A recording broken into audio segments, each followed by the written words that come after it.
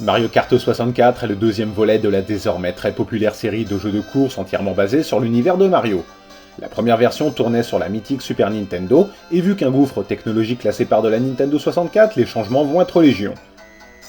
Jusqu'à 4 joueurs humains peuvent s'affronter sur une petite quinzaine de circuits pour tenter d'arracher la première place. Le principe des objets est conservé.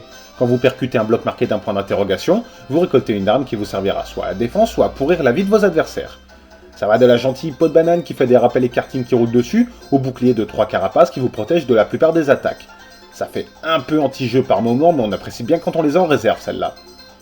Il y a 4 championnats différents, jouables seul ou à 2. On peut choisir entre 3 niveaux de difficulté, et une fois le dernier remporté, un mode miroir se débloque.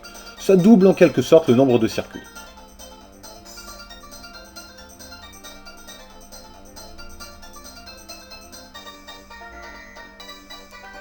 Un mode battle vous place dans une série de 4 arènes et le but est alors de crever les ballons des kartings des adversaires.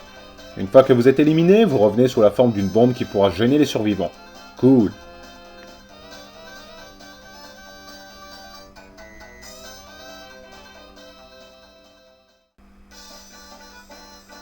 On ne les compte plus. Il y a la carapace bleue qui fonce sur le premier de la course, le mode 4 joueurs qui promet des parties endiablées, la course de Yoshi qui propose tellement de chemins différents que l'on ne connaît jamais sa position exacte, l'apparition de Wario dans les personnages jouables, les fausses options, les passages secrets, la course sur l'autoroute, la possibilité de se rétablir après avoir roulé sur une peau de banane et bien d'autres encore.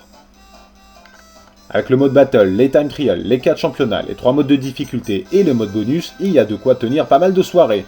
Et une fois que vous maîtrisez toutes les courses, pourquoi ne pas changer de personnage, hein? La route arc-en-ciel clôture la dernière coupe, c'est comme ça depuis la version Super Nintendo et ça n'a pas changé depuis.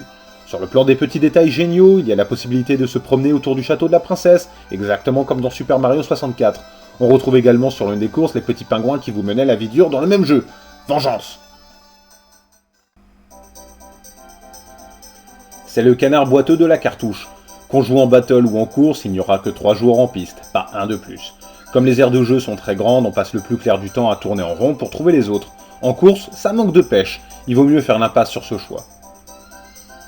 La plupart des courses sont correctes, mais certaines, comme la dernière ou encore le stade de Wario, sont bien trop longues et lassantes. On se sent souvent seul sur la piste et l'action arrive à faire défaut.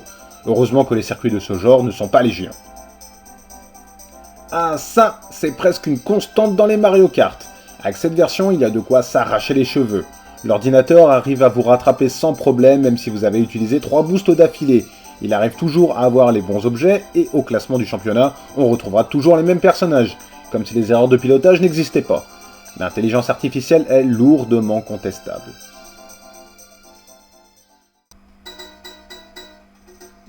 Mario Kart 64 restera comme l'un des meilleurs jeux multijoueurs de la Nintendo 64.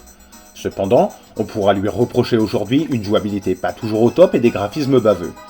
Même si le championnat tient en haleine, la faculté de l'ordinateur à faire un peu ce qu'il veut avec les vitesses de pointe en énervera plus d'un. Le mode Battle est amusant mais seulement à 4. On accusera au final le jeu d'avoir justement été essentiellement pensé pour les modes 2 joueurs et 4 joueurs et d'avoir délaissé les autres. C'est un peu dommage. Le jeu reste toutefois bon et sympathique dans les grandes lignes, sans plus.